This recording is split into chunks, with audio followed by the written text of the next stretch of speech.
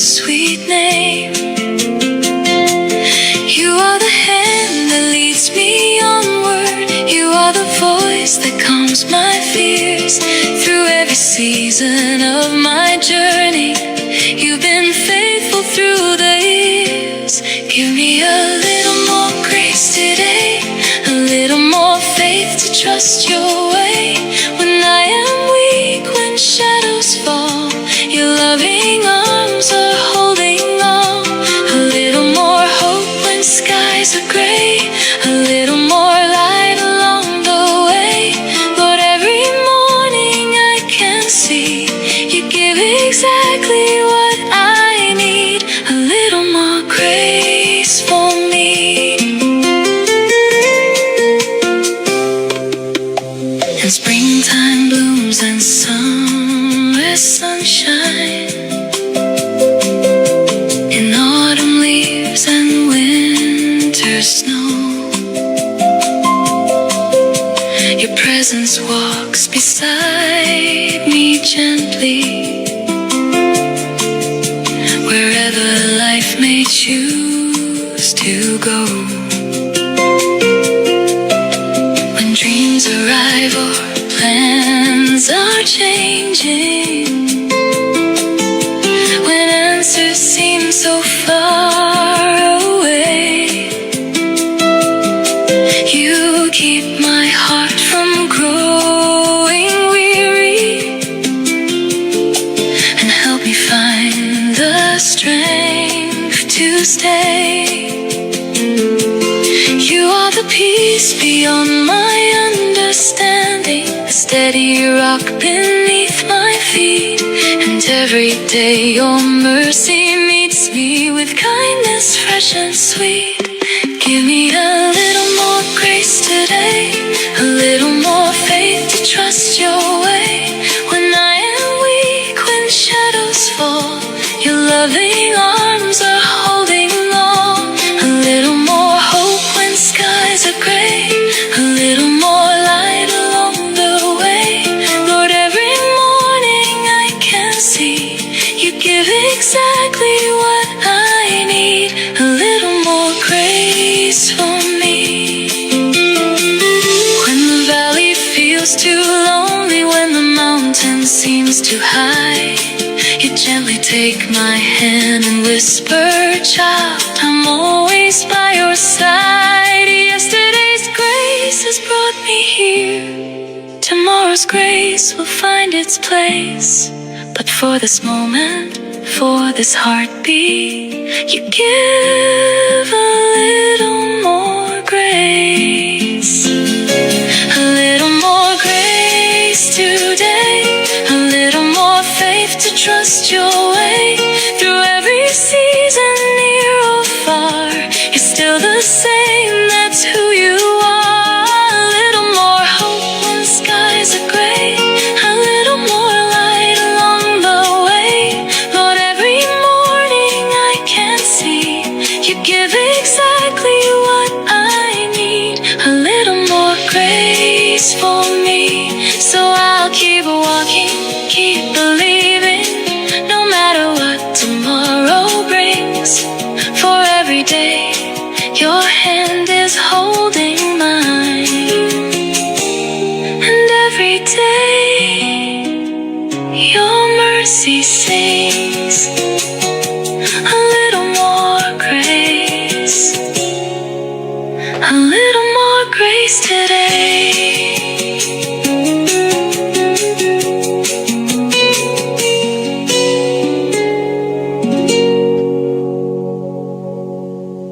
Is the Bible a mystery to you? The Bible cannot be read like any other book. It is a puzzle.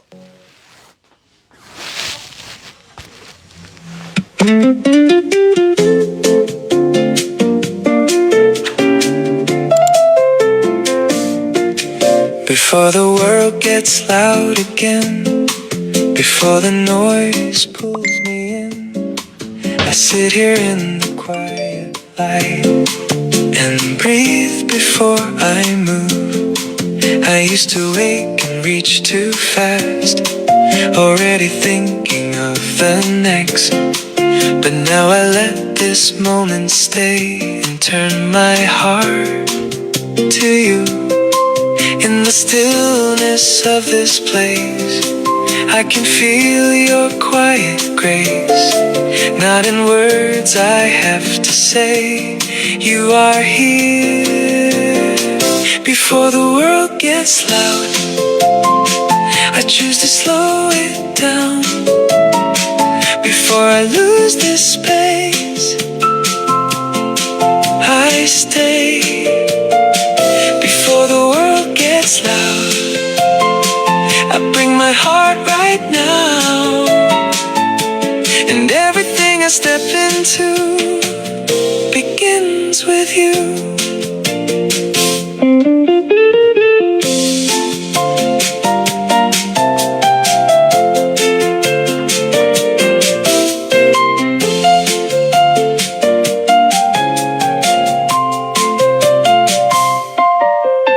There's something in this early hour, a quiet kind of hidden power. Not in doing, not in speed, but in simply being here. And even when the day moves on and pulls me in a different flow, there is a place I can return to start again with you. Not by rushing, not by force, but by staying at the source. There is peace I can receive. You are here. Before the world gets loud, I choose to slow it down. Before I chase the day, I stay. Before the world gets loud, I bring my thoughts to ground. And everything I walk into begins with you. Let this moment lead my day, not the rush, not the wait. There is more in starting here than running ahead. And I don't have to lose this place, I'll leave behind this quiet grace. There is something in this start that holds my heart. Before the world gets loud, I choose to slow it down. Before I step away, I stay. Before the world gets loud, I let your peace surround. And everything I walk into begins with you. Just this quiet with you.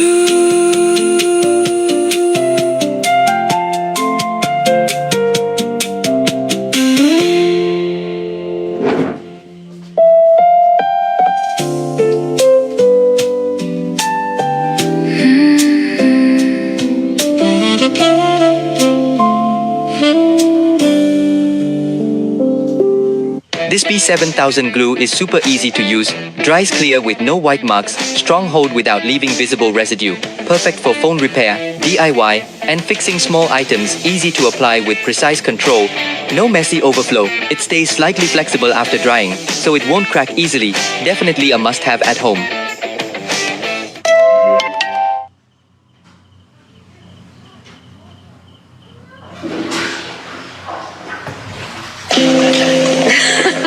Wait, that's Mark.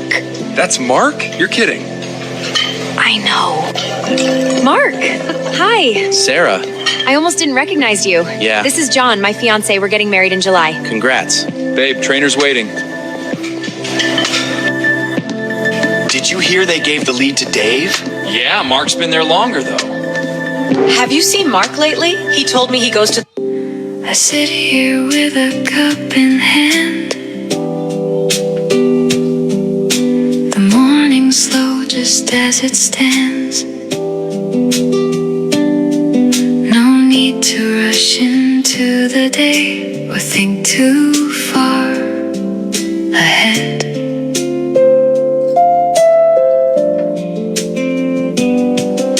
There's something in this quiet room, a gentle kind of living truth,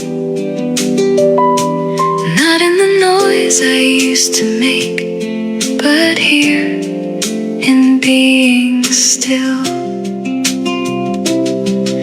I don't have to fill the space or say the words I used to say. There is something in this pause. You are here, coffee and quiet with you.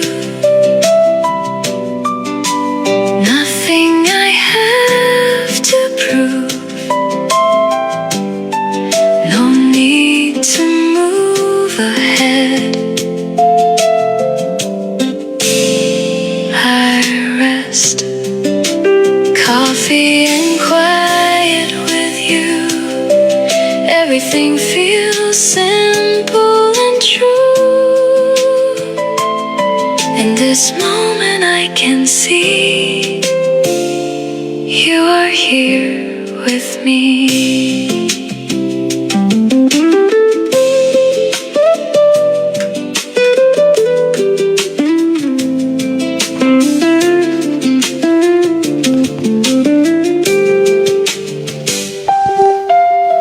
I used to think that stillness meant I wasn't doing what I should, but now I see it differently. There's something good in rest, and even when my thoughts return, trying to pull me back again, there is a place I can remain where I don't have to run, not by effort, not by will, but by learning to be still.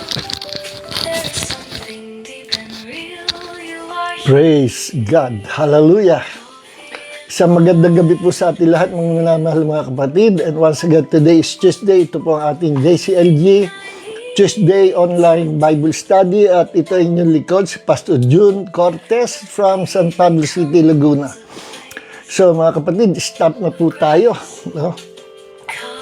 Medyo mainit ngayon dito sa kwarto. Sira yung aircon. So purihin ang Panginoon, paspasan na po natin. So, hallelujah. Kamusta na po tayo lahat? Thank you, thank you. Hallelujah. God bless you all. Francis, hello. Kamusta na, Bong? Si Francis Magbanwa. Yan po. Ating coffee mate. Kamusta na kay Jola? Pamangkin ko. So, God bless, Bong and Jola. Pagpalain kayo ng Panginoon. Hello, dyan. Kamusta na? Kapatid, God bless you, Jan. Hello, Mary Ann Alvarez. Musta kay Jojo, ha? God bless you more and more. Si Mami Tel, si Pastor Telma de la Cruz. God bless you, Mami Tels. No, thank you. God bless you more. At Sister Ansing, musta na? Francisca Armamento. Pagpalain ka ng iyong mga anak at buong sambahayan mo. No? Thank you and God bless you mo. Pagpalain po kayo lahat ng Panginoon. Sister Eden Diola, no? Kapatid natin, isa sa mga double cards natin sa Sapa. Gandang gabi po, Pastor. Gandang gabi rin siya, Sister Eden. At si Jason Arceo, no? Musta na, Brother Jason? Good evening po, Pastor June. God bless you and good health in Jesus' name. Amen. Ganon din sa iyo, kapatid. Ano? Balikan ka ng blessing ng Panginoon sa sinabi mo. Thank you for blessing me. Alright. Brother Jason, gusto na yun sa mga double cards natin sa Sapa. Ha? Okay mga kapatid, let's start na po. Medyo mainit dito. At walang aircon. No? So, let's pray po. Hallelujah. Maraming po salamat, Panginoon. Sa gabi ito na pinagpala mo na kami at hinihiling po namin minsan pa to anoint us, Lord, with the fresh anointing of wisdom and revelation for the glory of the name of Jesus. At hinihiling po namin to send your word and heal your people who are sick, strengthen those who are weak, at pasayahin mo yung mga nalulungkot, palakasin mo yung mga nanghihina, at yung mga problema, Panginoon, i-deliver mo, Panginoon, at punuin mo sila ng kasagutan at kagalakan sa kanilang mga puso, Panginoon. Panginoon, sa gabi ito, minsan pa mag-aaral kami sa iyong salita, at aming puhukayin ang kalaliman, ang kapahiyagan ng iyong salita. Let your words come alive and be planted into our hearts at mag-generate ito ng malaking pagpapala sa aming puso, maglumago ang incorruptible seed sa aming puso. Nagkaroon kami ng malaking pananampalataya, pagtitiwala, at magkaroon kami, Panginoon, ng patuloy na kalakasan sa patuloy na paglilingkod sa iyo. Salamat po, Panginoon, sa gabi ito for touching your people. And Lord, ikaw po ang Diyos na magpapalaganap, mag-expand ang territories ng video na ito na ginagawa po natin, Panginoon. Salamat po. At ikaw ang kapartner namin sa ministry at lahat ng itong ginagawa namin only for the glory of the name of the Lord Jesus Christ. Maraming salamat, Panginoon, sa iyong mahimalang salita, O Diyos. Every time we release your words, something good is going to happen. Maraming salamat, Panginoon. And all glory and honor belongs to our Lord God, the Savior, Jesus Christ. Amen, amen, and amen. So, patayin na po natin itong ating music.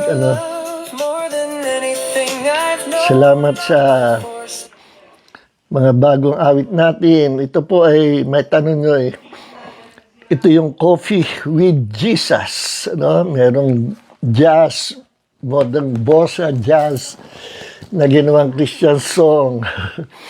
So, kamusta na po tayo lahat?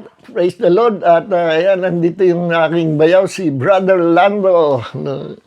Okay. So, let's start na po. At kung inyo po matatandaan, tinalakay natin yung mahabang series natin about the marks of a true disciples, the marks of the true disciples of the Lord Jesus Christ. Yung mga tunay na disciple ni Jesus, may ganitong mga palatandaan po, at ating pong babaybayin. Pag sinabing disciple, ito yung follower ni Jesus, yung tunay na tagasunod, tunay na disipulo ng Panginoong Jesucristo. At pag sinabing disciple, meaning student of Jesus, follower of Jesus, servant of Jesus, tagasunod ni Jesus. Yan po ang disciple. So a disciple of Jesus is an active follower whose life is continually being transformed. So hindi ka disciple ni Jesus pag hindi nagpapatuloy yung paglago mong spiritual. Kailangan, alam nyo sa spiritual, sa kalaguan spiritual, wala pong limitasyon.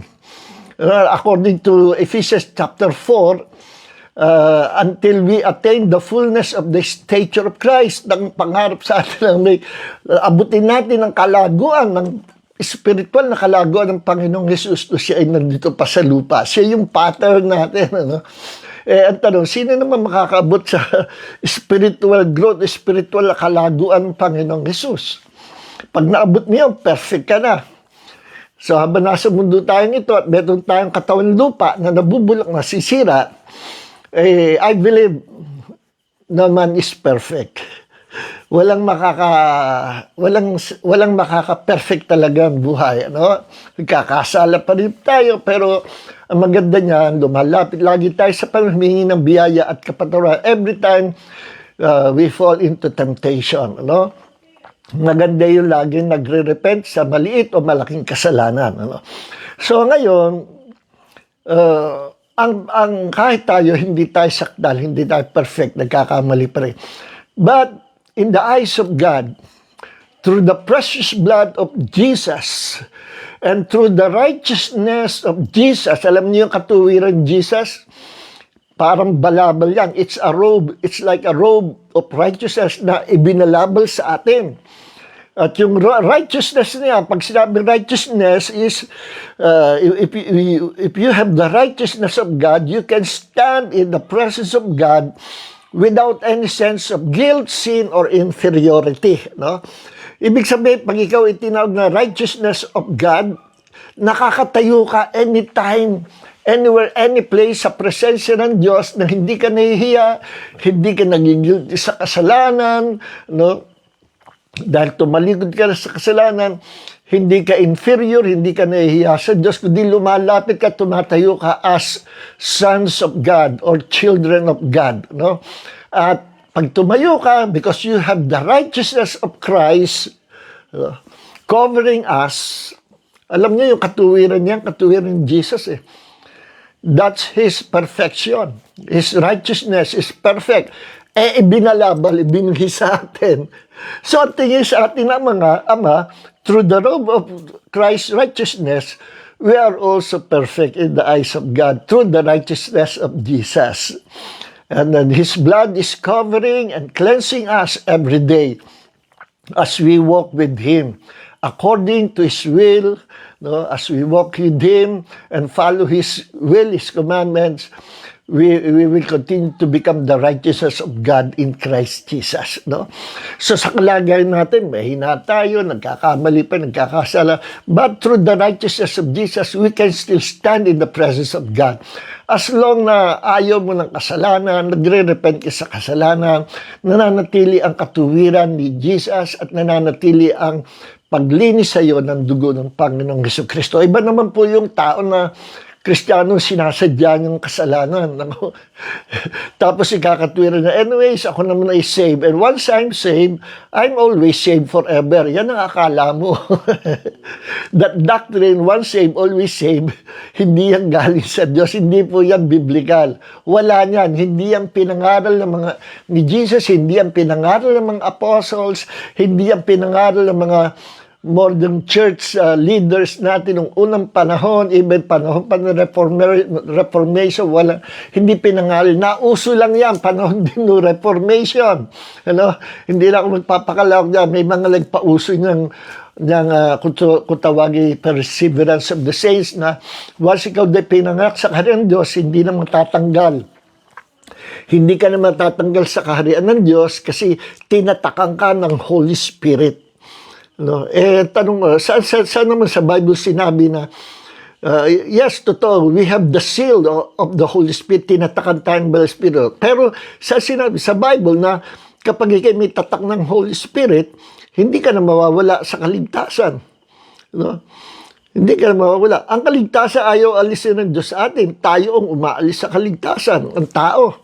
No? Sa pamagitan ng pananadya, ng pamumuhay, na gaya ng buhay ng isang taga-sanlibutan na nagkakasala. Okay? At there are many Christians now in hell suffering. Nagre-repent sila. No? Kasi akala nila once saved, always saved. So, marami. Yung mga naka-experience, near-death experience, yan ang tinetestiman mga Kristiyano na bumalik sa pagkabuhay. Ano? Hindi pa nila oras. Nakita nila, ang daming Kristiyano sa impyerno. Mas marami yung mapapahamak sa hell kaysa maliligtas. Alam niyo ba kung ilan lang percentage na maliligtas? No? 2.5%. Nakpo, kaya nga, hindi basta-basta. Huwag natin gawing very cheap ang gospel of salvation. Now, let's dive into our topic. Ano? Kaya sabi dito, a disciple of Jesus is an active follower whose life is continually being transformed. Hindi ka humihinto sa paglago. They mirror His character. Kanyang character, sinasalamin natin, character ni Jesus. By loving others selflessly, obeying His teachings, denying personal selfishness to carry their cross daily, and actively sharing the good news with others. So, yung pinakahuli, yun ang ating tatalakayin ngayong gabi. Sharing the good news of the gospel with others. Okay? So, balikan natin yung number 1, ano, sa mga hindi nakasunod sa ating series dito. Number 1, pero hindi ko na-expand. Number 1 mark of a true disciple of Jesus, ito. Number 1, he has the true gospel of Christ. meron siyang tunay na ebanghelyo ni Kristo kasi dapat ang dala-dala natin yung tunay na gospel. Ano yung gospel ni Jesus? That Jesus Christ is God who became a man, died on the cross, and He was resurrected on the third day, and He ascended to heaven, at umupo sa kanan ng Ama. Ngayon, ang sino man sasampalataya at lalapit kay Jesus, sasampalataya at tatanggapin siya maging Panginoon niya, Diyos niya at tagapagligtas, siya ay maliligtas. That is the gospel na sinasabi sa Biblia, the true gospel of Christ. Na through the Lord Jesus Christ, ang Diyos ay magpapatawad, magliligtas, at magbibigay ng buhay na walang hanggan. And makukuha lang natin yan kay Jesus, hindi kay Muhammad, hindi kay Buddha, hindi kay Confucius, hindi sa mga leaders ng mga religions, at lalong hindi kay Kibuloy. Kay Jesus lang, no? Makukuha ang kaligtasan. So, ang true gospel of Christ, kung dala-dala mo ay true gospel of salvation, the gospel of Christ, lagi ang tinataas ng gospel niya si Jesus. Hindi yung denomination, hindi yung founder, hindi yung character sa Bible, ano? Gaya ng mid Mid-Acts dispensationalist, kaya tinawag Mid-Acts dispensationalism, kasi naniniwala sila in the middle of the book of Acts, doon palang itinayo ang church. Hindi sa Acts chapter 2, ano? Hindi doon sa outpouring ng Holy Spirit. So medyo malabo talaga, hindi medyo, talagang malabo. At yung doctrine ng ang tawag dito,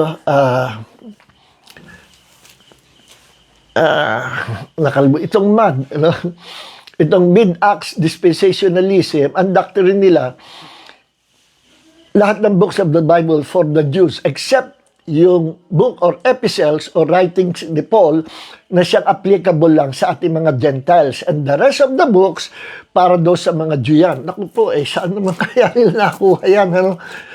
Sabi ko nga, paano ang book of Revelation, ang mga sulat ni John? Hindi, for the Jews yun. Sabi ko sa kanila, paano yung book of Revelation written by John, the beloved? For the Jews din lang yun. Ako, huli ka dyan. May 7 churches sa Acts chapter, o sa Revelation chapter 3 and 4, mayroong 7 churches dyan. Ang tanong yan, ba 7 churches na yan?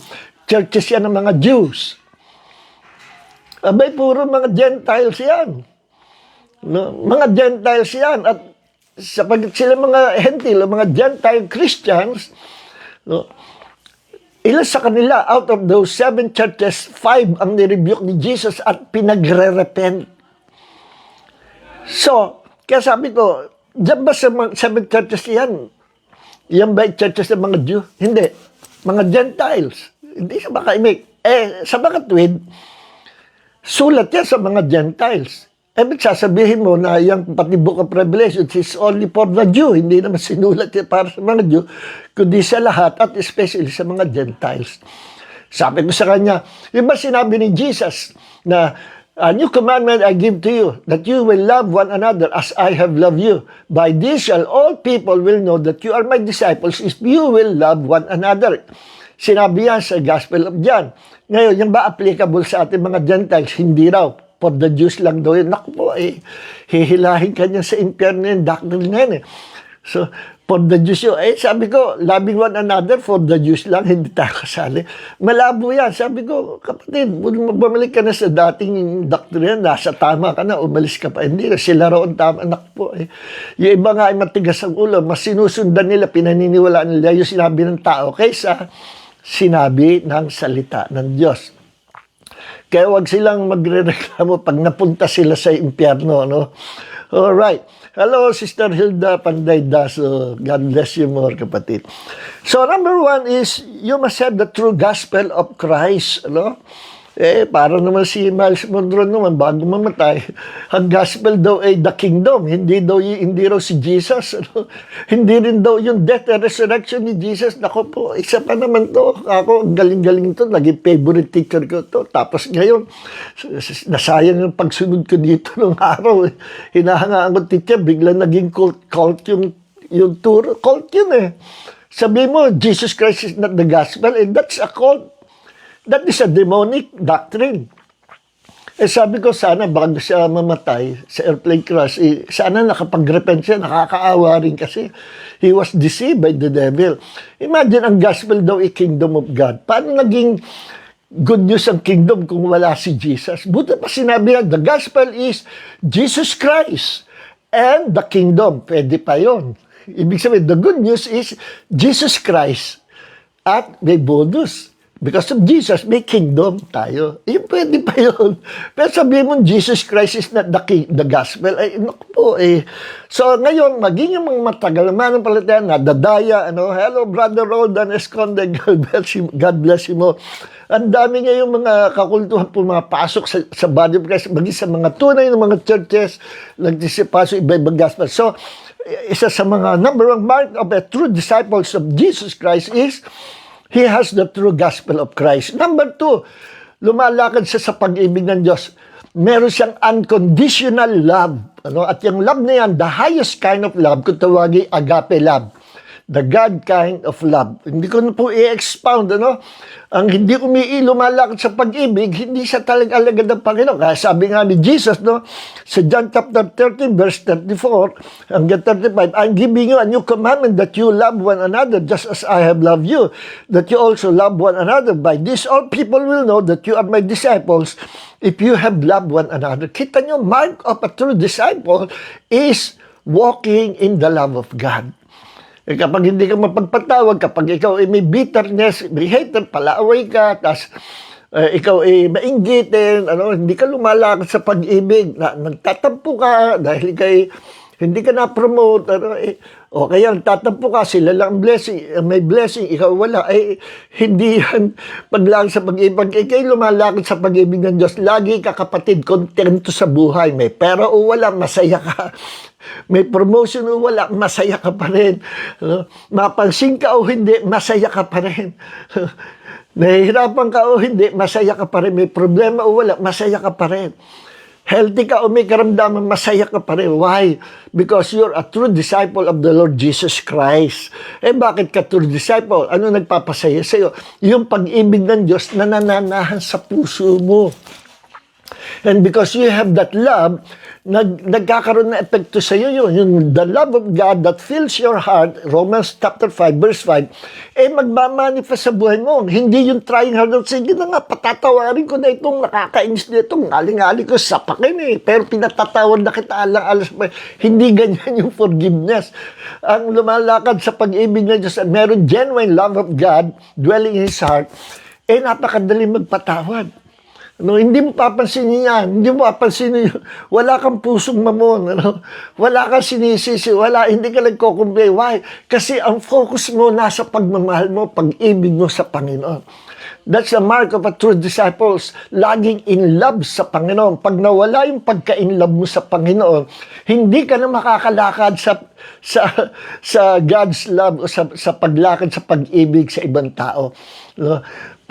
Pagka hindi ka kaya nga ang gusto sa atin, Diyos, matagpuan lagi tayo araw-araw na tayo ay first love. Ano ba ang first love? Ang first love, laging alaman ng puso mo, yung taong minamahal mo. Yung magkakrush ka na lang, Bisa, laki ng crush mo, hindi ka makatulog, tagihawat sa ilong, pati na sa pisngi, sabi ng kanta ng hotdog, nung araw, parang 70s. First love ang title noon kasi, tagihawat sa ilong, pati na sa pisngi. Pag first love kayo, sabi nga, hindi makakain, hindi makatulog, sabi nung awit ng hotdog ng araw. Nakakatawa, pero naranasan na ng mga naka-experience ng first love. Minsan niya, crush pa lang, yun na naranasan. So, kapag first love sa Panginoon, laging everyday hindi nagbabago si alaman ng puso at pag-iisip mo. At kapag ganun ang iyong naranasan sa Panginoon, Jesus is always in your mind. Jesus is always in your heart. Bawat sandali siya naalala mo, that's a sign of a healthy, growing, powerful Christian or disciple. Ulitin ko, kapag lagi si Jesus ang laman ng puso pag-isip mo, palatandaan niya ng healthy spiritual life. Palatandaan niya na you are growing spiritually and becoming like Jesus more and more and more from glory to glory. Every day you will become like Jesus. Okay? So, nagsisimula yan if you will walk in the love of God every day. Okay, number 3 is obedience and servanthood attitude. Ang isang true disciple of the Lord Jesus Christ ay meron siyang attitude na pagiging servant. Not only servant of God, kundi servant to all men, to all people. No? Hindi bossing ang dating mo, hindi mayabang dating mo, lagi kang mapagpakumbaba. Kung meron ka servanthood attitude, you will always remain humble before God and before all men. Kapag ikaw puno ng pride sa harapan ng tao, that means ang puso mo puno ng pride sa harapan ng Diyos. Kung ano yung relationship mo sa Diyos, nagre-reflect sa ibaba, sa tao. Yes. Pag ikaw ay hindi tapat sa tao, no? Hindi ka loyal sa tao, hindi ka tapat sa tao, hindi ka tapat sa trabaho mo, that means hindi ka tapat sa Diyos. Hindi ka tapat sa kingdom of God. Nagre-reflect yung faithfulness and yung loyalty mo sa Panginoon sa horizontal level, sa level na pang-tao. Nagre-reflect yun. Pag mahal na mahal mo ang Diyos, makikita mo, mamahalin mo rin ang mga tao. No? Yes. Okay. Kapag ikaw ay giver sa Diyos, always offering something to God, makikita mo giver ka rin sa lahat ng tao. Okay. So, ganun lang po yun. No? Yung ating vertical relationship with God ay umi-epekto sa horizontal relationship natin with people. Kaya nga, dalawa yung bar na naging cross. Vertical line and horizontal line, that's the cross of Jesus. Ano ibig sabihin? The cross of Jesus represents our relationship with God and relationship with other people. Kahit sabihin mo, ikaw ay active sa Panginoon, ikaw ay tapat sa Panginoon, pero kung ikaw ay may problema sa horizontal level sa kapwa-tao mo, something is wrong with your relationship with God. Pag ikaw ay naloloko ng mga tao, nandadaya, compromiser, that means you are not faithful in the presence of God. And your heart is not pure sa harapan ng Diyos kapag kagano. Kapag ikaw hinahalo mo ang trabaho mo, business mo ng kasinungalingan, pakikipag-compromise, that means palatandaan niya, kapatid, na hindi pure ang heart mo. Yes, and delikado ka. Mapalad yun mga manipulator with a pure heart. And sabi, and they will see God. Matthew chapter 5 verse 8. Blessed are the pure in heart, for they will see God. Ano yung they will see God? Una-una, panlupa, maintindihan mo ang Diyos as if nakita mo ang Panginoong Hesus sa salita niya. Laging buhay ang salita ng Diyos. You will also always understand the deep things of the Holy Spirit through the Word of God. Kasi meron kang pure heart. Pangalawa, pagdating mo sa next life, you will see God. Bakit? Sino makakita sa Diyos? Those people, believers, na merong pure heart. Kaya sabi sa Matthew chapter 5 verse 8, blessed are the pure in heart, for they shall see God. Yes. Hindi lang dito sa salita ng Diyos makikita natin si Jesus, kundi in the future, face to face, we will be with Him forever. Kasi malinis ang puso. Tandaan nyo, pag marumi ang puso natin, kahit gaano kakarunong sa salita ng Diyos, kahit pastor ka pa, kahit ikaw may doctorate degree, pag marumi ang puso mo, you will never enter the kingdom of God. Tandaan mo yan, kapatid. Yes. Kaya nga hindi totoo yung once saved, always saved. Ginawa mo naman cheap ang gospel. No? Yes, we've been saved by faith only, not by good works. Yun ang first step. But now that we are saved, hindi natatapos sa Ephesians chapter 2 verse 8. Meron din sinabi si James chapter 2 na that we must bear fruit. Now that we are saved, ligtas na tayo, now that we are children of God, ngayon kailangan magbunga tayo. Ano yung bunga na yun? Holiness, righteousness of Christ, doing good works. Ang tunay na nampalataya at tunay naging anak ng Diyos, automatic sa buhay niya, nag-change yung nature niya, kaya automatic siya ay nabubuhay sa paggawa ng kabutihan para sa Panginoon. Hindi yung trying hard na, susundin ko na nga para ako magta. We will never be saved by good works. We can only be saved by faith in the Lord Jesus Christ. Ngayon, listen mga kapatid, sabihin ko na sa inyo ito, unti-unti ko sinasabi, kasi hindi ko masabi-sabi sa church o kanino man. Minsan may sabi ako Sunday doon sa ilang kapatid. Sabi ko, alam yung problema, hindi ko masabi doon sa ano. Kasi isang gabi natutulog ako, ginising ako ng Panginoon. I heard the voice of God, ang sabi ng Panginoon, dalawang klase lang ng tao ang maliligtas. Ano yun? Yung taong bago mamatay, sumampalataya, lumapit kay Jesus at nagsisi ng kanyang kasalanan. They accepted the Lord Jesus Christ to become their Lord, God the Savior. Then, natigok sila.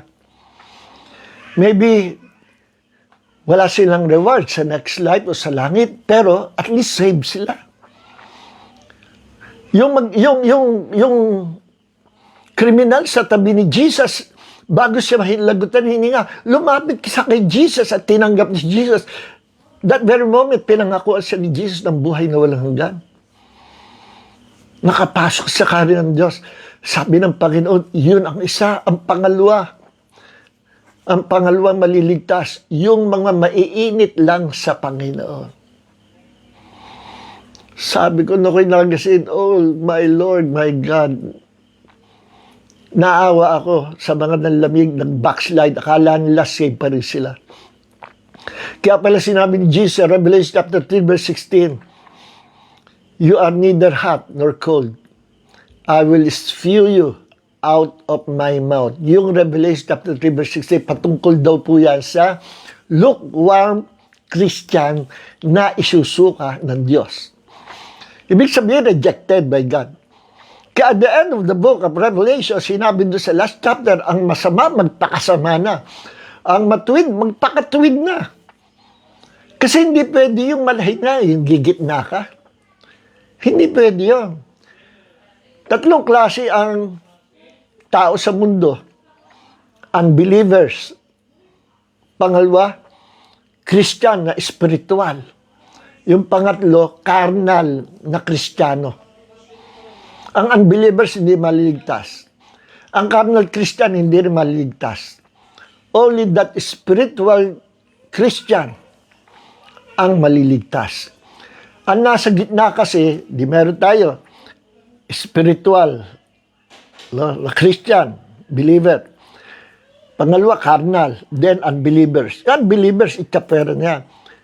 Ang carnal, nasa gitna ng spiritual at saka ng pagiging makasalanan. Sintonado yung buhay niya. Alanganin. Misa spiritual siya, active naman si touch, pero pag nag-iisa na, ang daming ginagawang hidden sin. May mga sin na unconfessed. Nag-enjoy pa sa libutan. Naku, carnal. Pero active sa ministry. Nangangaral pa nga eh. Naku po, maraming ganyan sa impyerno ngayon.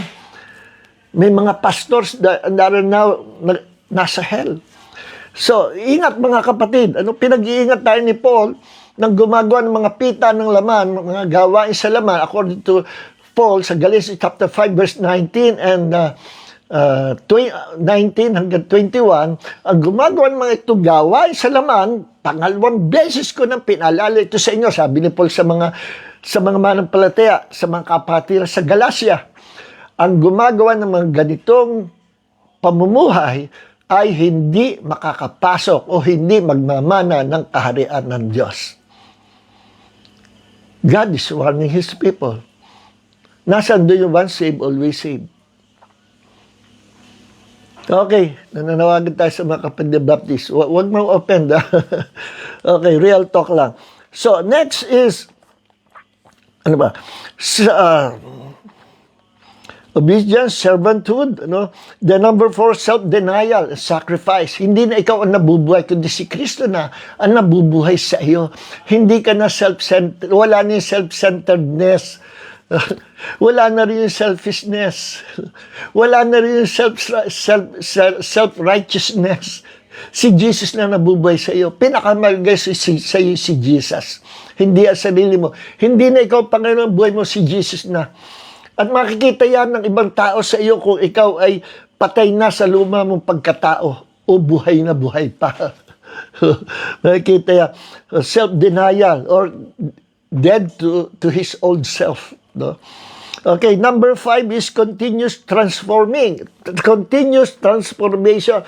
Araw-araw lumalago, araw-araw nababago pa rin siya kasi ang kalaguan natin ay progressive. Hindi po bigla. No? Kami sa mapapansin nyo, ba, ilang years kaya, 10 years old na Kristiyano ka na, saka mo ma-realize, ba't ko ginagawa yun? Dapat hindi ko yung ginawa 10 years ago. Mali pala ito. Saka mo na-realize yung ibang mga kasalanan. Kasi nga, gradual, progressive, yung ating paglago, hindi bigla. At inuunti-unti na i-reveal sa atin ng Diyos, maging yung mga kasalanan para tayo hindi mahirapan. No? Na mabago. Baka, kasi pag bigla nakita natin sa salamin natin, ang pangit pala natin, madismaya tayo, lalo tayong nanghina mawala sa Panginoon. Hello, Brother Roldan Esconde. Hello. Musta kapatid? Hello. Alright. Now, dumating tayo sa number 6. Nabanggit natin ito nung last Bible study, pero dudugtungan natin. Ano? Making other disciples. Ano yung ibig sabihin making other disciples? Ito yung sinabi ni Jesus na sharing the gospel. No? Yung Matthew chapter 28 verse 19 hanggang 20, ang sabi ni Jesus na siya nabuhay na muli, "Go therefore and make disciples of all nations, baptizing them in the name of the Father and of the Son and of the Holy Spirit, teaching them to follow all that I commanded you, and behold, I am with you always to the end of the age." Ano? Nakalimutan ko isama dito ang Mark chapter 16 na sinabi dito ng Panginoong Hesus, kadugtong yan, sinabi ni Jesus sa Mark chapter 28. Sabi ni Jesus, Mark 16 verse 15, pababa, "Go into all the world and preach the gospel to all creation. The one who has believed and has been baptized will be saved, but the one who has not believed will be condemned. These signs will accompany those who have believed. In my name they will cast out demons, they will speak in new tongues, they will pick up serpents, and if they drink deadly poisons, it will not hurt them, and they will lay hands on the sick, they will be recovered." Ang bigyan natin emphasis ito, yung verse 15, "Go into all the world and preach the gospel to all nations." Ano? Yung sinabi ni Jesus. So, command yun sa atin ng Panginoon. Ang heartbeat, the heartbeat of God is dalawa yan. Go and preach the gospel. Pangalawang heartbeat of God ay to make them disciples. Yung mga lumapit, yung mga na-ebanghelyo natin, gawin natin disciples of Jesus. Tulungan natin silang lumago spiritually. Okay? Now, pag sinabing making other disciples or ang tunay na another mark of a true disciple is he always shared the gospel. No? Making other disciples. No? Nanganganak siya, nagbubunga siya. Alam niyo doon sa John chapter 15, may sinabi doon na sabi ni Jesus, "Ako ang puno ng ubas, kayo ay ang aking mga sanga." Ang sanga niya hindi nagbubunga, pinuputol, natutuyo at tinatapos sa apoy. Ibig sabihin, mapupunta sa impyerno. Alin? Yung hindi nagbubungang Kristiyano. First, yung bunga niya yun na sinasabi ay yung bunga ng Holy Spirit or fruit of the Spirit. Ano yun? Galatians 5:22 and 23. The fruit of the Spirit is love. Singular yung fruit, hindi naman fruits eh. So, ang talagang fruit lang yung love. And when you have the love of God dwelling in your heart, ma-experience mo sa love of God na yun, you will have joy, peace, long-suffering, meekness, gentleness, goodness, temperance, and faithfulness. Yun ang fruit of the Spirit. Love na nagmamanifest through joy, peace, long-suffering, meekness, gentleness, goodness, etc. So that's the first fruit. Kung tawagin niya ay Christ-likeness or Christ-like character dwelling in us. Nabubuhay ka, nakamukha ka ng Panginoong Hesus. You have that Christ-like character. Kung dati ka masungit, ngayon ikaw ay naging maamo. Kung dating madamot ka, selfish, ngayon ikaw ay giver. Kung dating ikaw ay mareklamo at walang kakontentuhan, ngayon kontento ka lagi. No, satisfied ka sa paglingkod sa Panginoon. Kung ikaw dati chismosa, ngayon hindi ka na chismosa sa libutan. Ikaw na'y mahilig magbahagi ng salita ng Diyos. Nababago ang pagkataon. Nagiging kahawig ka ng Panginoong Hesus. Patuloy na lumalago spiritually. At that Christ-likeness is the fruit of the Spirit. Yun yung sinasabi na bunga ng tunay na disciple ni Jesus, parang sanga na nagbubunga. Yun ang first fruit. May binanggit sa John chapter 15 verse 16 na another fruit ito. You did not choose me, but I chose you and appointed you that you would go to bear fruit.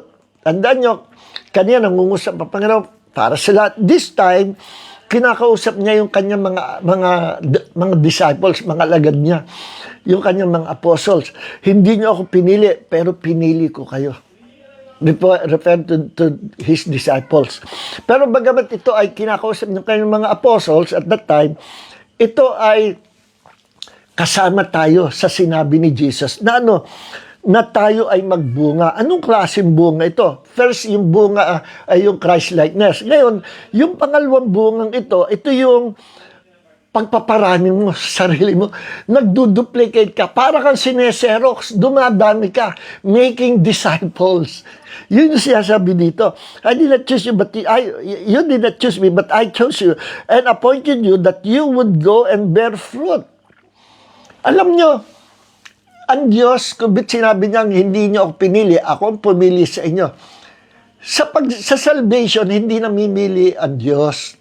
Yung tinutukoy niyang pinili niya, ang kanyang mga apostles at that time, yung tinutukoy ni Jesus na pinili ko kayo, tayo, sa ating panahon, ay pinili tayo para tayo magbunga sa ilalim ng calling natin, sa ilalim ng assignment or ministry or service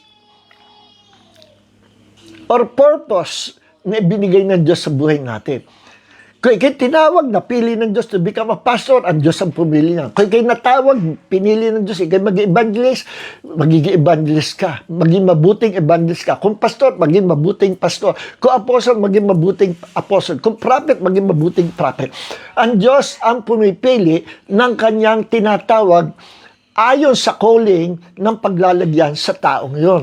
Kagaya ng kanyang mga apostles, pinili ni Jesus yung kanyang mga apostles. Hindi ginusto ng mga apostles, maging apostles sila, pero ginusto ni Jesus at sila ay, sa karamihan tao, sila yung napili. 12 silang original apostles.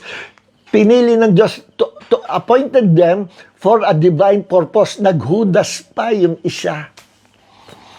Ang Diyos ang pumili sa kanya. Kaya sabi ni Jesus, John chapter 15, verse 16, you did not choose me, but I chose you. Kala naman ng mga Calvinists, namimili ang Diyos, that is referring to those people na pinili ng Diyos para sa kaligtasan. Naku po, malayo po mga kapatid. Ay pag-aaral natin yung context. Hindi yan referring to salvation. Referring yan sa appointed ng Diyos na purpose, assignment, mission, ministry, anointing na paglalagyan natin or ibinigay sa atin ng Diyos. Pag sinabing Diyos, I chose you. Chose saan? Para maligtas? Hindi. I chose you to become a pastor. I chose you to become a prophet. I chose you. Sa purpose sa ministry, ang Diyos namimili. Hindi ako, hindi ikaw.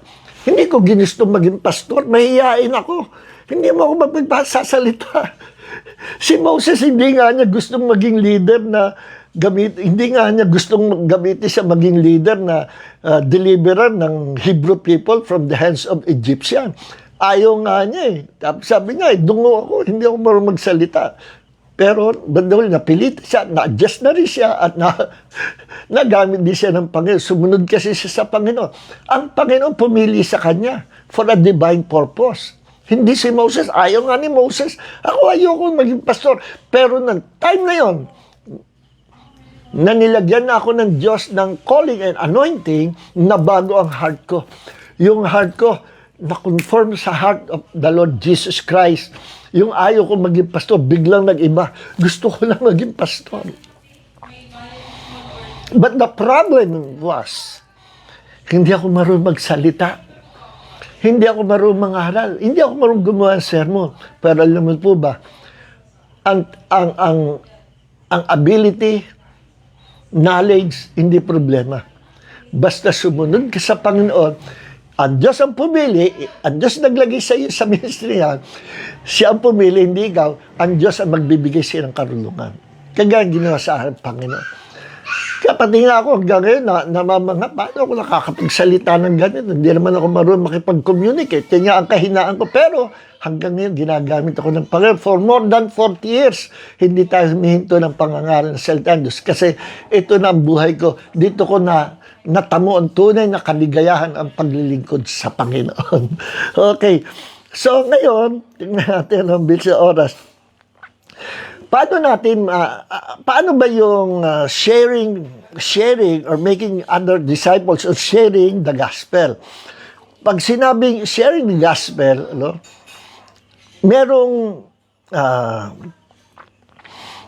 merong two ways to share the gospel. May dalawang pamamaraan to share the gospel. Alam niyo ko ano yun? Number one, we can share the gospel through our tongue, through our words. Sa salita. Yun ang una. Maaring sa salita, gamitin natin ang dila natin to share the gospel. Yun yung number one. Two ways to share the gospel. Number one, through our words. Sa anong paraan? By sharing the gospel to other people, pwedeng sa kwentuhan lang nagsishare ka na sa mga dabar cards mo. Or you're testifying to your friends. Or proclaiming the gospels kung saang lugar, sa workplace mo, marketplace, o kung saan. O yung sinakyan mong tricycle, taxi driver, you can share the gospel or proclaim the good news to them. And teaching, you can teach the word of God to other people sa tamang paraan, sa tamang sitwasyon. Ako lang, hindi ako masyadong bagat hindi ko inusgahan, go ahead, do it, Pero hindi ako masyado sa akin yung, naglalakad ka, salta ka, salta. Magsisi kayo, at ang Panginoon, malapit ang dumating, at ganito, na-observe ako, hindi pinapansin ng mga tao. Mas mabuti pa yung nakikita ko sa YouTube, yung isang mama na matapang preacher, defender of faith, sa mga universities pumupunta, tumatayo sa isang lugar doon at siya nangangaral at ang mga estudyante lumalapit siya, kinukuha niya muna atensyon. At kung sino magtanong, hinahamon kung sino may tanong, tanongin niyo ako. Minsan nakikipagdebate pa sa kanya, okay lang sa kanya. Pero nakukuha niya ang atensyon ng mga estudyante, nakapaligid sa kanya mga estudyante. Yung iba hindi naniniwala, yung iba naniniwala, yung iba nakikipag-debate, yung iba nagagalit, yung iba naman natutuwa. You cannot please everybody, pero at least, you are sharing the gospel. Napakaganda nun. So, in sharing the gospel, number one is, the key is ito. Ito yung the key in sharing the gospel. In sharing the gospel, the key is to first get their attention. Kailangan makuha mo yung attention nila. Kailangan mo na makuha. Hindi pwede yung basta mangangaral ka, sa kalsada na nung unang panahon uso yun, pwede yun. Nung panahon ng mga apostles, nung unang panahon nila, John Wesley, John Calvin, tatayo ka lang sa plaza, tatayo ka lang sa isang mataas na lugar, then magsisigaw ka, lalapit sa mga tao. Bakit? Kasi nung panahon na yun, walang radyo, walang newspaper, walang media, nag-aabang sila ng good news. At ang tagahatid lang ng balita nila, ng good news doon, ang mga tao, umaga pala, naghihintay na siya. Pag narinig nila yung kabayo, tugutog, ayun na, labasan na siya bahay. Yan na yung tagadala ng good news. Ang tawag sa good news doon ay gospel. Pero secular na balita yun, hindi yung gospel of Jesus. Kaya yung word na gospel, secular word yan. Then titigil nila kakabayo, gospel. Lapitan mga tao. Ang sabi ni King Henry VIII, ganito, May bonus kayo lahat. Christmas bonus. Okay, ganito. Tama malita. Okay, pagkasagsiga, gospel, tumayo lang siya sa lugar, lapitan ng mga tao. Kita niyo panahon ng mga apostol sa Book of Acts. Isang tayo ni Peter, 1,000 yung tumanggap sa Panginoon, lapitan sa kanya, nakinig sa kanya.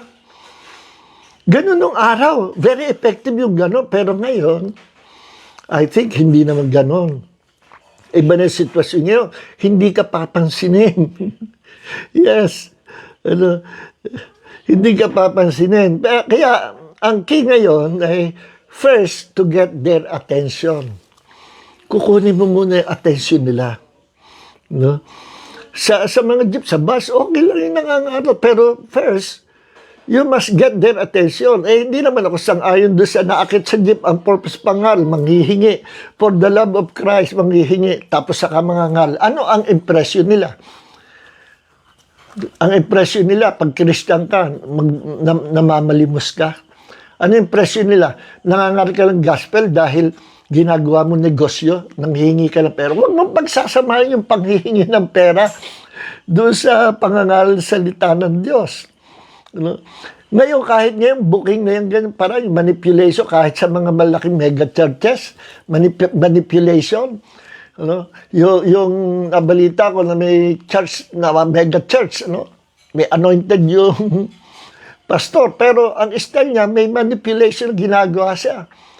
Meron siyang anointing for deliverance, pero sinasabi niya, plant your seed for deliverance. Plant your seed for your healing. Plant your seed. Yung seed na yun, magbigay ka ng pera for your deliverance. Magbigay ka ng pera for your healing. Magbigay ka ng pera for your miracle na hinihintay mo. Lumalabas, binabayaran mo pala ang miracle, ang healing, ang tugon ng Diyos, ang pagpapagaling, binabayaran mo. Kaya 100%, that's not the doctrine of the Bible. That's demonic and that is witchcraft. Manipulating people. No? Na ginagamit mo sa salita ng Diyos para magbigayan ng pera yung mga tao. That is manipulation. Ako, delikado yan. Dahil maraming mga ngaral nasa hell, alam mo kasalanan nila? Mga preacher sila. Pero bakit sila nasa hell? Sabi ng mga taong naka-experience na near-death experience. Bakit sila nasa hell? Mga ngaral sila. Kasi nag-manipulate sila. Minanipulate nila ang mga tao. No? Ginamit nila ang salita ng Diyos para magkamit sila ng maraming pera. And they end up their lives in hell. Hindi mo lumalulong, hindi mo mabibiro ang Diyos. Seryoso ang Diyos. Without holiness, no one can see the Lord. Importante ang holiness. At yung ganung manipulation, that is witchcraft entering the church. Spirit of witchcraft yan. Ingat po tayo. No? Ang gospel pure, wag mong hahaluan ng panghihingi, wag mong hahaluan ng advertisement na ng pagbibigay, Anyway, hindi masamang magbigay, hindi masamang manawagan. Kung may project o merong hindi masamang mag-solicit ko, kailangan, nangangailangan chance. Ang sinasabi ko, yung binobola mo ang tao, if you will give $1,000, God will anoint you with this kind of anointing. Aba, nabibili pala ang anointing. That is merchandising the anointing, and that is a great sin before our Almighty God. Okay, so number one, you can share the gospel sa pamamagitan ng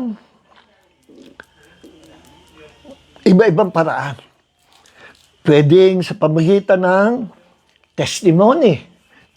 Kagaya ng ginawa ko, ako'y babaman. Hindi ako marunong mangaral. Hindi ako marunong gumawa ng sermon.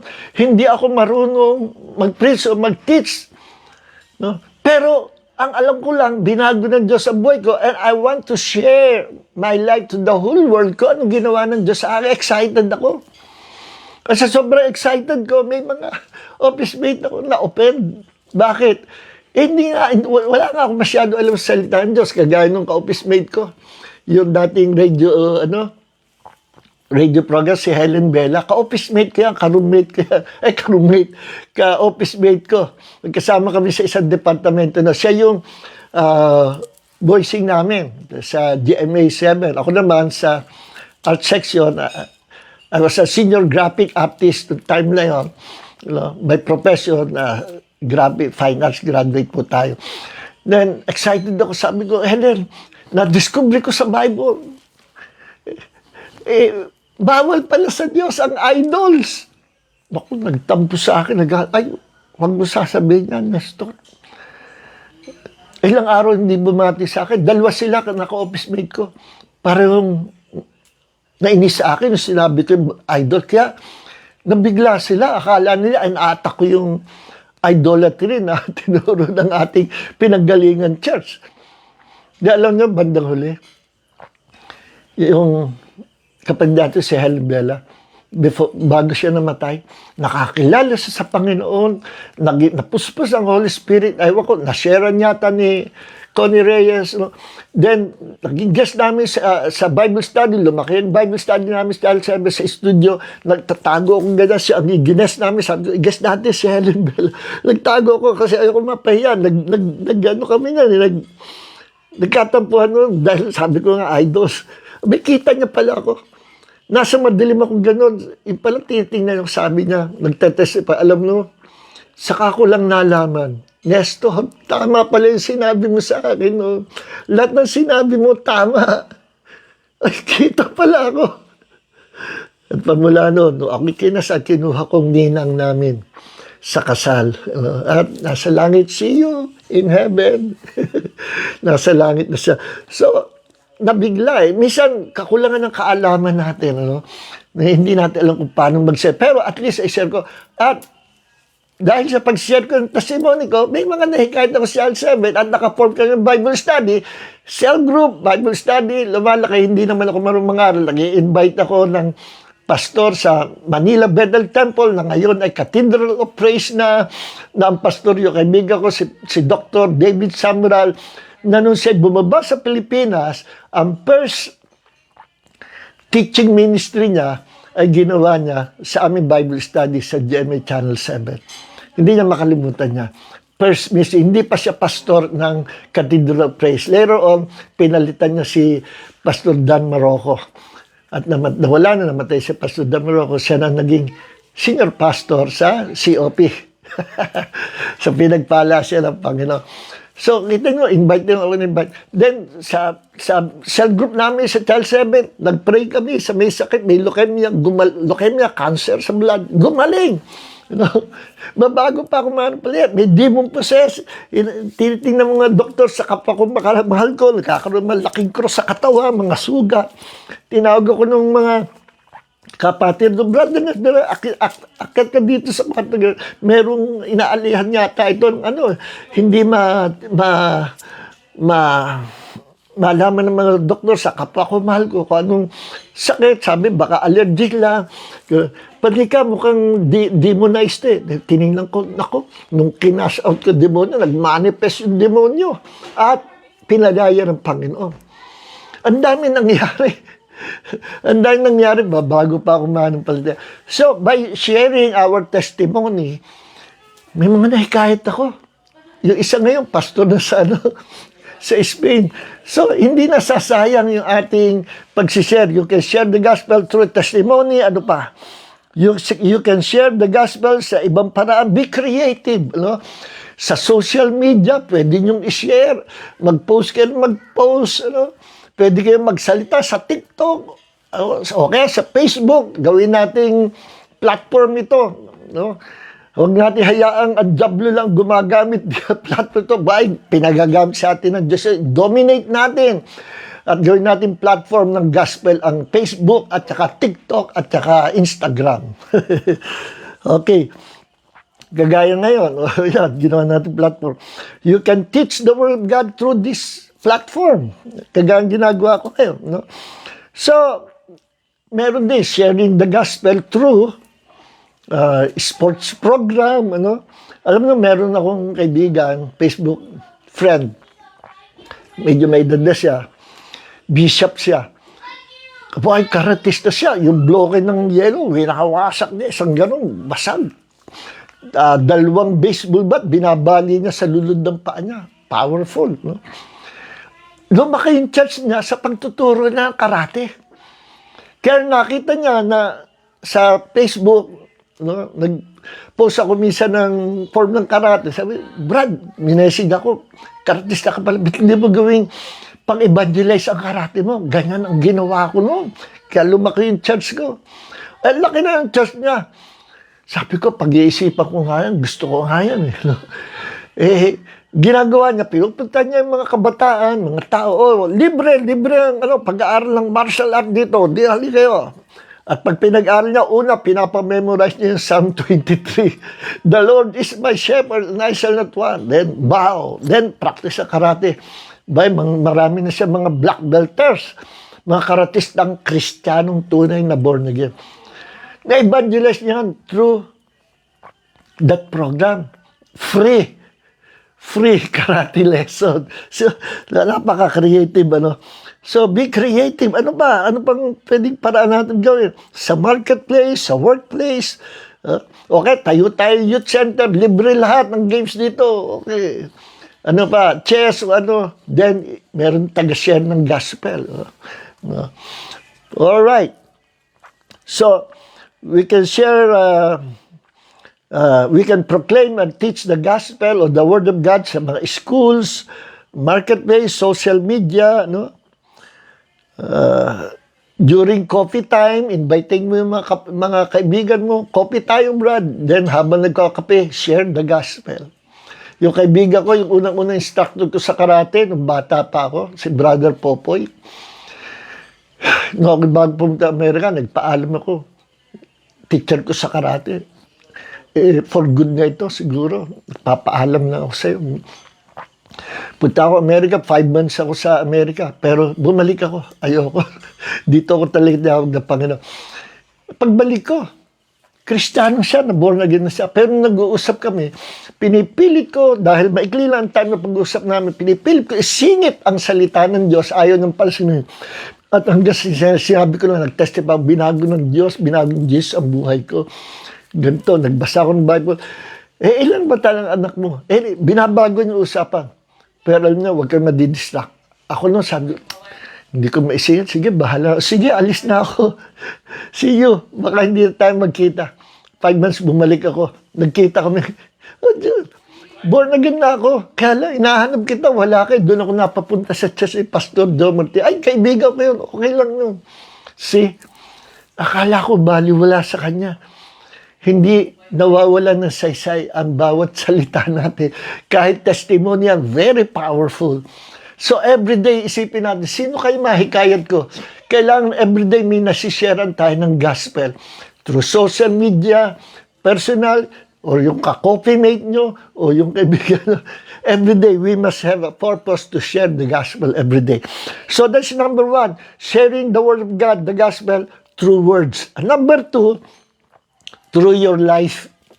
Through your life. Hindi ka nangangaral, tahimik ka lang.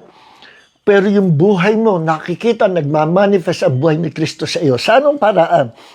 By showing love, showing kindness, help, and concerns with other people.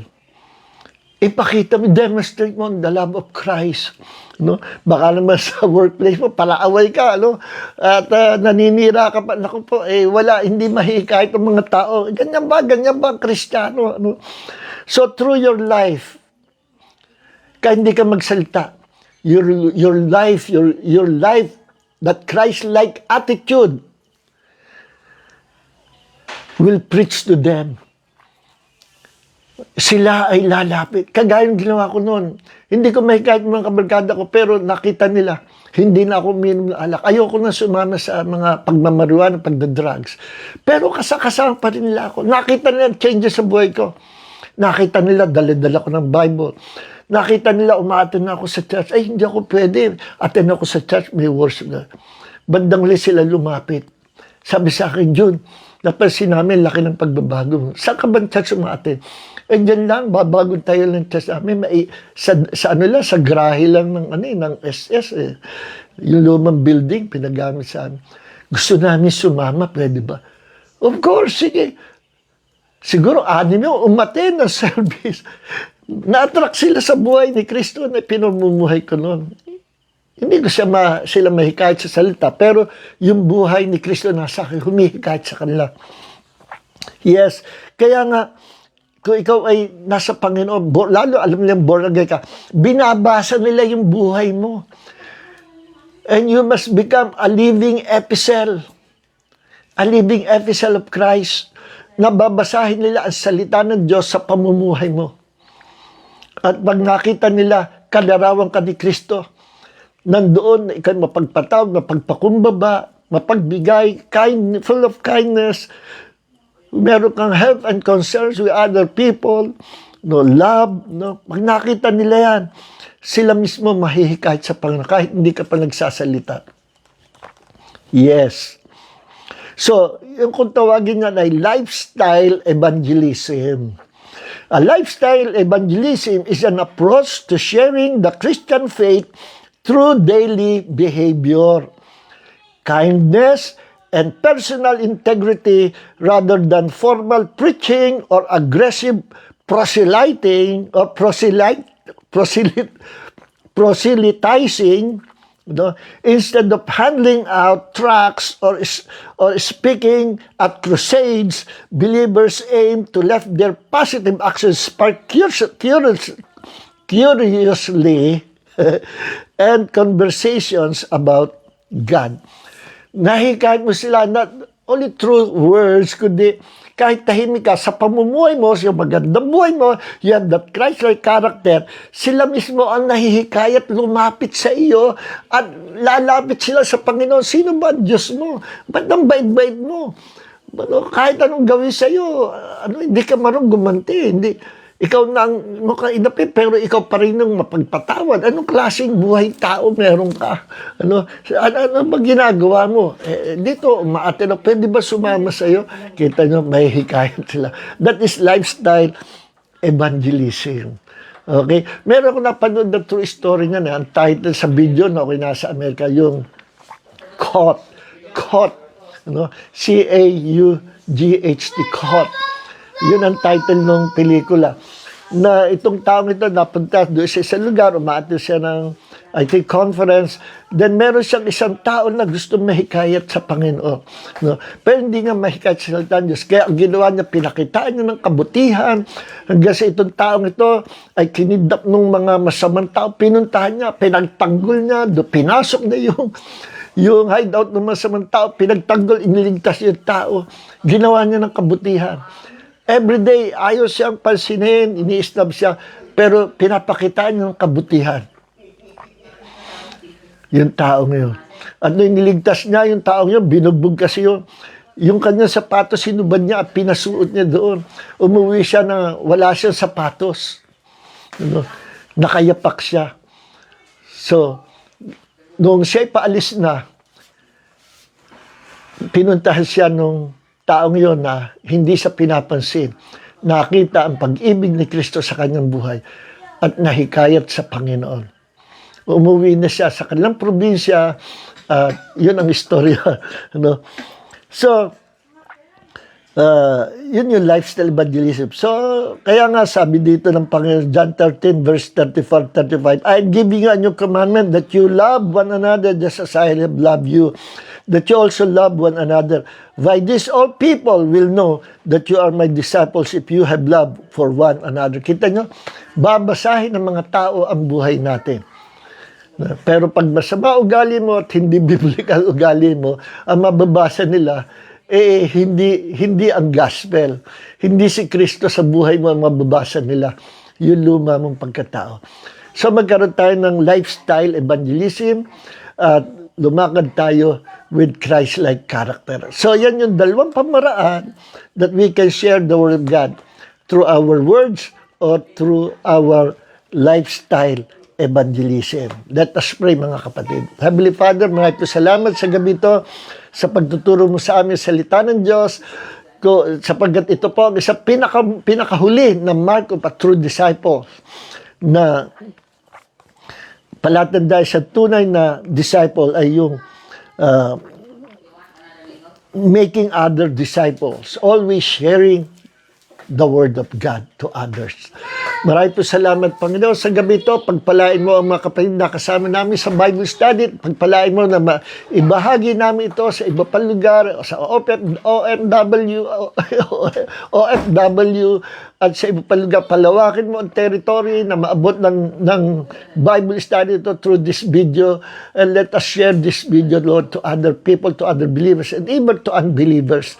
Thank you, Lord, for anointing this teaching. Thank you, Lord, for anointing your people. Gamitin mo bawat isa, even through this video, Lord, sa pag-share sa mga kaibigan, Lord, and Father God, hindi masasayang lahat ng aming gagawin is lahat are all for the glory of the name of our Lord God and Savior, Jesus Christ. Amen. Lord, sa pangalan namin ng Ebanghelyo, this will be accompanied with signs, wonders, and miracles, healing, and power and manifestation of the Holy Spirit.